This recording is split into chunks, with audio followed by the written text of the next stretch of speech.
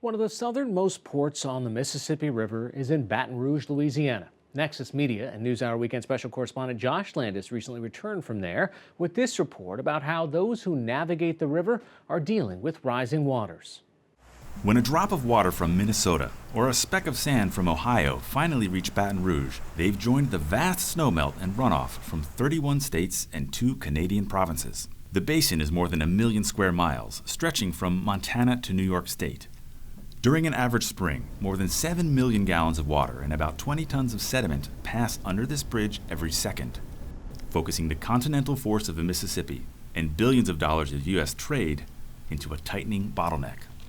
In Baton Rouge, the river starts its final dash to the ocean through a 233-mile man-made channel that snakes its way into the Gulf of Mexico.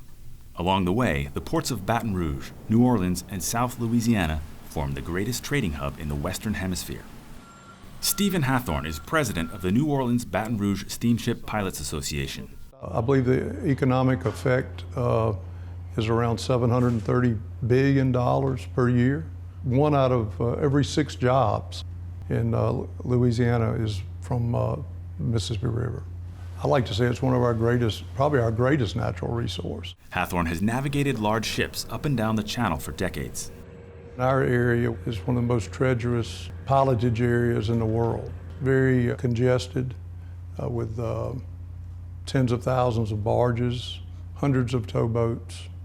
We have, I think, 7 bridges in between New Orleans and Baton Rouge to navigate through. It can be very trying on a person.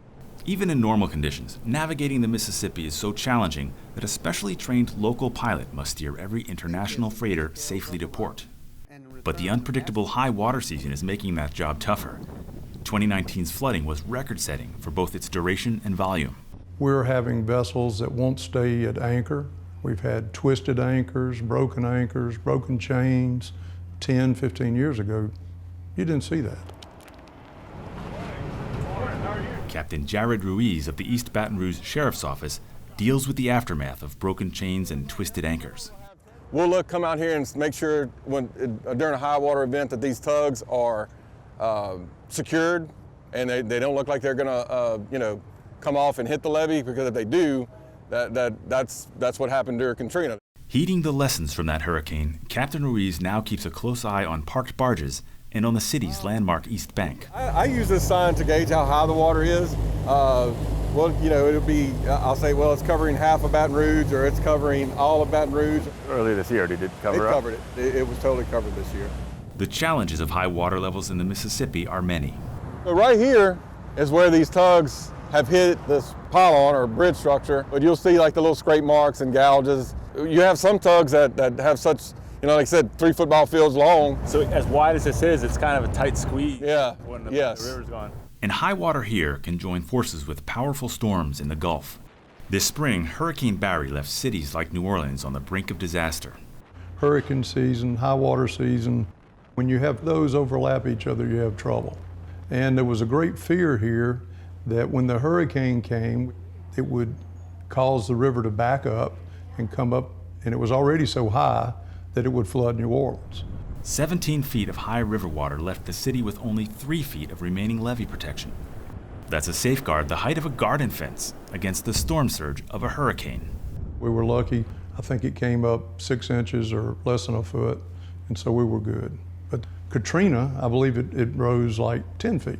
Torrential rains and widespread flooding ambushed Baton Rouge in 2016, submerging almost 75% of homes in Livingston Parish.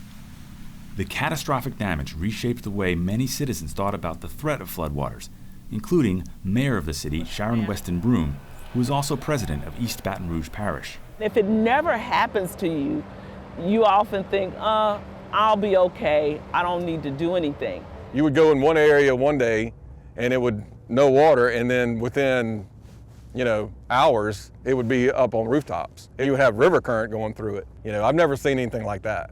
I thought for sure, it's going to go down. It'll go down. Then, orders came to evacuate. Leaving that Saturday, I thought I'll be back Sunday.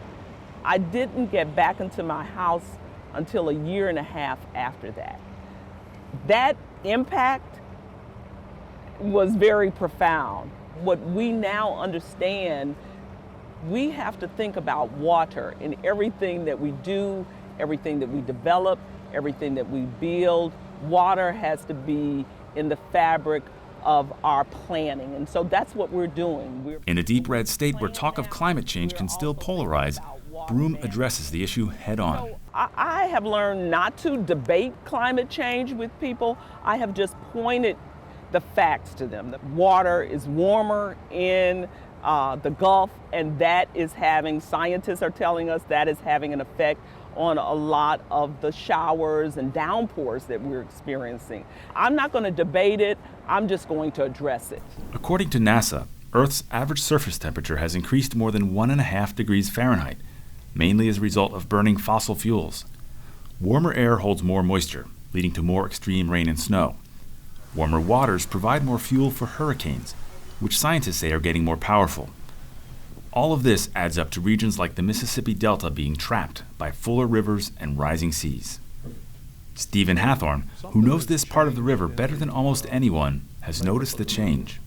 I think it's probably a lot of little things adding up to get us where we're at. The river is diked, dammed, it increased the current in it. You also have a lot of development along the river, which probably pushes the water back into it. I'm not going to discount climate change either. There's no doubt that that can have something to do with it too. At the end of the day though, the river is going to be high. We're under the gun on that. What happens if this becomes the new norm? You know, I mean, everybody I think is saying a little prayer that it won't.